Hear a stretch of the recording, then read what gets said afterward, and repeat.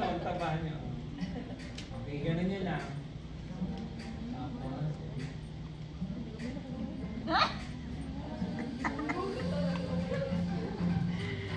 Ay, sabog ka na eh. Ay, kita sa conjuring. Dahil conjuring mo ko. Okay, patingin ako ng duwal-duwal o Rizal, ha?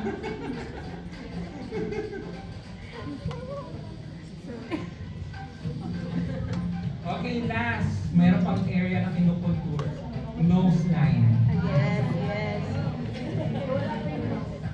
Nagawas di mo po Ayos tema. naman kayo. Okay, kasi kailangan ko rin. Okay, para din mo sa nakatago ang ilong. Kailangan ba ipang-pundar? Ipang-pundar ko rin mo sa i-adjust. Okay, let's contour your nose. Okay.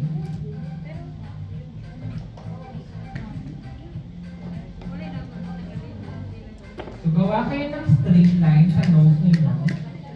So guys, dito ha, sa pinaka-inner, wag sa gitna ng butas ng ilong, yung pinaka-inner talaga ng nose niyo. Para mas matangos siya. So, ganun lang, small lang.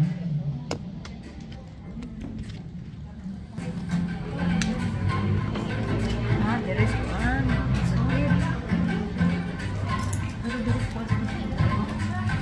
So, gawa kayo straight line. Both sides. And then, letter V sa point ng nose ninyo. Parang pointed ang nose ninyo. Letter V. Okay, ulitin ko. Straight line, both sides. Saan mo pa sa taga-ilalim mo? And then, letter V sa point ng nose. Victory ha, victory. Hindi ball, victory. And then, ang nose at the neck.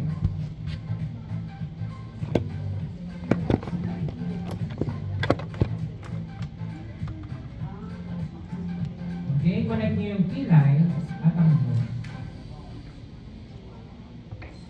Okay, meron na contour. Hindi pa pala nakatapos po. So, the proper nose lining, ang blending. So, yung wings ng ilong natin, i-blend natin siya, i-fill in natin siya.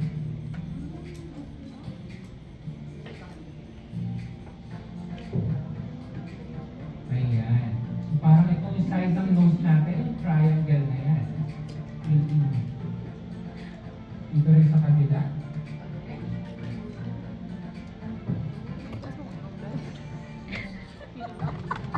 That's it.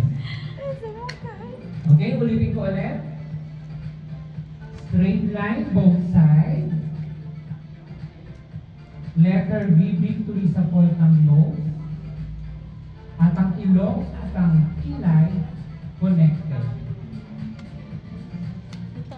Yung wings ng ilong, i-fill in nyo siya ng point.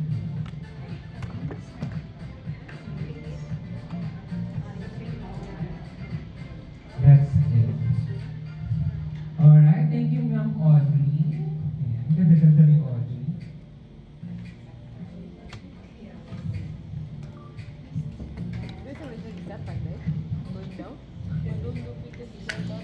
Question. Yung brown, yung pwede rin. You have two shades of, ano mas gusto mo dyan? Kasi you can use them for 3M. Pero for you, Hindi, wala yung dito kung conjuring din. pwede rin. Kita? Ang dagan-dagan ang magandang katanong. Ano? Kumusta yung conjuring na nila? Basta hindi lang nalungko na. Lagi dapat paktisin natin itong brush.